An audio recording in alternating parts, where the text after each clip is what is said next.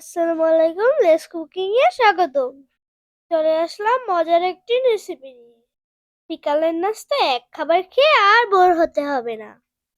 অল্প সময়ে ঝটপট বানিয়ে ফেলা যাবে। ছোট বড় সবাই খেতে পছন্দ করবে।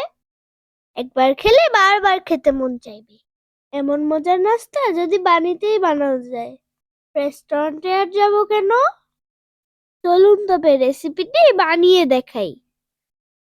প্রথমে নিয়ে নিতে হবে 1 কাপ ময়দা। চাইলে আটা দিয়েও করতে পারেন। নিয়ে নেব স্বাদমতো লবণ আর একটু বেকিং পাউডার। শুকনো উপকরণগুলো ভালো করে মিশিয়ে নিতে হবে। তারপর একটু একটু পানি অ্যাড করে ডো তৈরি করে নেব। রুটি তৈরির মতন ডো হলেই হবে। সামান্য তেল দিয়ে মিশিয়ে নিচ্ছি। খেতে ক্রিস্পি ভাব হবে। ডো তৈরি হয়ে গেলে রেস্টে রেখে দেব। ততক্ষণে পুর রেডি করে নিতে হবে। নিয়ে নিয়েছি সেদ্ধ আলু, পেঁয়াজ মরিচ কুচি, গাজর কুচি আর সামান্য ধনিয়া পাতা, একটু চিলি ফ্লেক্স, ভাজা জিরার ফাঁকি আর স্বাদ মতো লবণ। সবগুলো উপকরণ মাখিয়ে নিয়েছি। এবার ডো নিয়ে নিচ্ছি।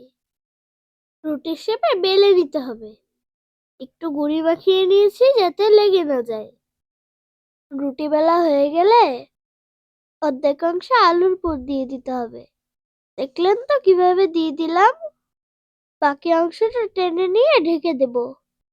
সুন্দরভাবে সেট করে নিয়েছি। এবার একটি ছুরির সাহায্যে চিকন চিকন করে কেটে নিতে হবে। প্রতিটা স্লাইস নিয়ে দুই মাথা থেকে টুইস্ট করে নেব।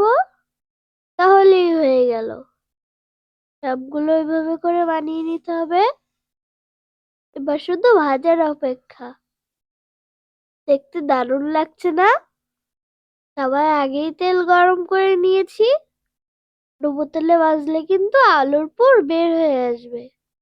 মিডিয়াম আছে সবগুলোকে লাল লাল করে ভেজে নেব। দেখেই বোঝা যাচ্ছে খুব ক্রিস্পি একটি ভাব এসেছে। লাল লাল হয়ে আসলে তেল ঝরিয়ে তুলে নিতে হবে। বিকালের রাস্তা রেডি। এভাবে করে বানিয়ে খেয়েই দেখুন না। বাইরের কেনা খাবার খেতেই মন চাবে না। নাস্তাটি খেতে কিন্তু ইয়াম্মি।